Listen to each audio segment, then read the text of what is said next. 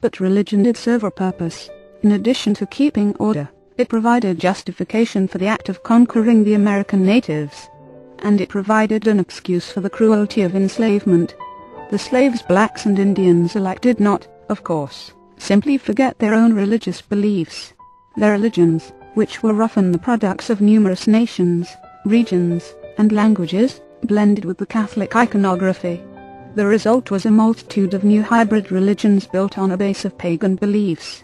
The religion of the saints became Santeria in Cuba and Puerto Rico, Abia in Jamaica, Vodun, Voodoo, in Haiti, Saint Domingue, and later in New Orleans, Curanderismo in Mexico, and Candomblé in Brazil. 23 The glue that Catholicism was supposed to have provided for society was actually supplied in a way for which the church and the slave owners were not prepared. The same shamans and members of secret African societies who survived the passage brought their own cohesive structure to the New World. On the islands of Hispaniola, Jamaica, and Cuba, these groups escaped into the mountains, led by religious leaders and their core elite. They inspired others to escape and join, and they roused enough fear in others that secrets were kept. Assassinations were even conducted by group members who could move around invisibly. The voodoo-inspired revolution that chased the likes of the Perkins family back to Boston was as deadly as the terror of the French Revolution. The white traders and planters brought Freemasonry across the Atlantic. Just a few years after lodges were established in the northern colonies, they spread south. The first Caribbean lodge was established in Jamaica in 1739.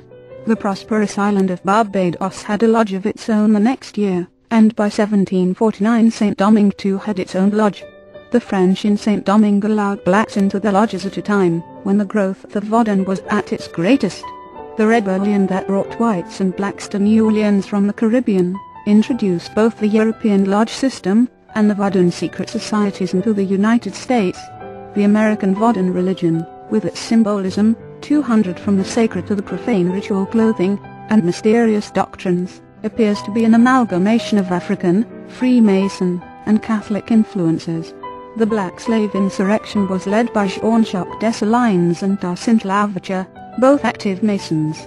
Toussaint Louverture had declared independence for Saint Domingue in 1791, and although France's Emperor, Napoleon Bonaparte, attempted to suppress it, there were 30,000 whites among 465,000 black slaves.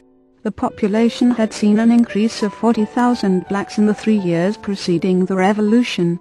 The independence movement eventually succeeded under the leadership of Dessalines, who then renamed the French part of the island Haiti, an Arawak name. Between 1791 and 1794 there was a reign of terror as revolutionary blacks had their own version of Robespierre, Bauckman. Bauckman used a network of voodoo priests and the mystery of voodoo ritual to incite the revolution. Under Bauckman's rule, whites were raped, tortured, and killed. Plantations were pillaged, and property was burned. In 3 years 10,000 whites and an unknown number of blacks fled, mostly to Louisiana. 10,000 whites were killed, which was 1/3 of the population. Huguenots and the traders Catholic France paved the way. The Huguenot slavers and smugglers played an even bigger role in the commercial activity of the new American colonies.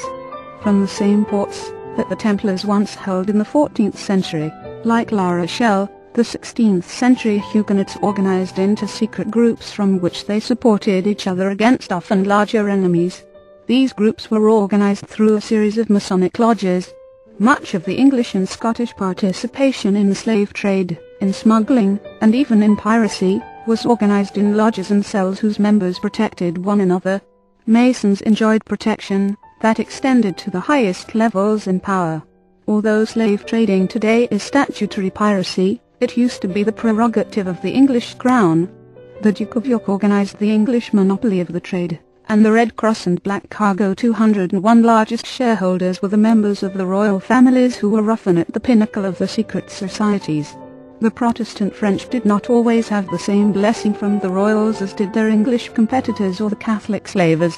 The Huguenots were among the last to enter the slave trade, but they caught up quickly. In 1691 a Huguenot in the service of the French Senegal Company became the governor of Saint-Domingue. 24 At home in France 3 Ports Nantes, Bordeaux, and La Rochelle ended up in control of 70% of the slave trading business. Nantes, which is up the Loire River from the Atlantic coast, soon controlled 50% of the trade by itself, thanks to the tightly knit, intermarried Protestant families of Michel, Lines, Batelliers, Drouins, Bertrands, Roux, and Montaudoin. 25 islands in the Loire provided suitable harbour for importing cotton and other goods, the final product of the trade that started with African slaves.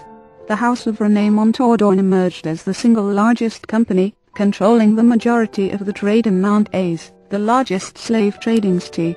The family business outfitted 357 ships in the 18th century, almost double the amount of the Lines family, the next closest competitor. René Montaudoin was a member of the Royal Academy of Science, and also a Mason. His home base, Nantes, was a Masonic stronghold imbued with the ideas of Voltaire and Rousseau. Montaudoin became close friends with Benjamin Franklin, and helped supply the American cause against the British. But the rights of man had little application in the principal business of Nantes, the buying and selling of humans. The role of the French Masons in the slave trade is a prime example of the divisive goals of Masonic groups, and of the elite themselves. In 1789 there were more than 600 Masonic lodges in Paris. They ranged from the craft worker and social groups to the more restrictive lodges with nobles, priests, and even brothers of the king. Prominent lodges included the leaders of the Enlightenment. The Lodge of the Nine Sisters was one such lodge. Founded by the astronomer Lalande, the lodge was joined by Condorcet, Chamfort, Howden, Danton, and Benjamin Franklin. They adhered to no religious doctrine outside of the deist belief 202 from the sacred to the profane, that there is a supreme architect of the universe. 26 They acted against the Catholic religion, however, and were instrumental in expelling the Jesuits from France. They were pledged to mutual assistance and religious toleration, which conversely allowed them to control the slave trade, and force the Catholic religion on slaves. There were also liberal Masonic groups whose membership included Lafayette, his in-laws the Noëls, Mirabeau, the Duc de la Rochefoucauld, and the Duc d'Orléans. Lafayette worked to end slavery and experimented by buying 2 Suriname plantations from the Jesuits, and educating his own slaves in preparation for their freedom. Perhaps the greatest irony is that the Masonic-inspired revolution backfired against the membership's nobles and elite. A decade before the Reign of Terror would count thousands of heads lost to the guillotine. Masonic-linked families like the Montaudoins came to the aid of the new experiment in democracy. René Montaudoin's family enterprise might have provided an example to the American captains of the slave and textile industries. Montaudoin donated money to build the Nantes hospital, and ploughed much of his wealth into factories where cotton was processed. Members of the De Wolfe family of Bristol, Rhode Island, were classic imitators, financing the textile industry of New England with the money earned in the slave trade. Although the motive of the French in the slave trade was primarily profit, their actions took on political and religious overtones. The French Huguenots had numerous enemies, and the Catholic Church presented the greatest threat. French Freemasons brought blacks into the lodges as a way of keeping the groups from becoming Catholic. When Britain went to war with American colonies, France saw an opportunity to hurt its long-term enemy. 27 The English slave traders. The English were latecomers in the exploration of the New World. After a very brief effort employing John Cabot to sail the coast in 1497, Red Cross and Black Cargo 203, the English waited more than 100 years, until the time of Queen Elizabeth I, before conducting further exploration.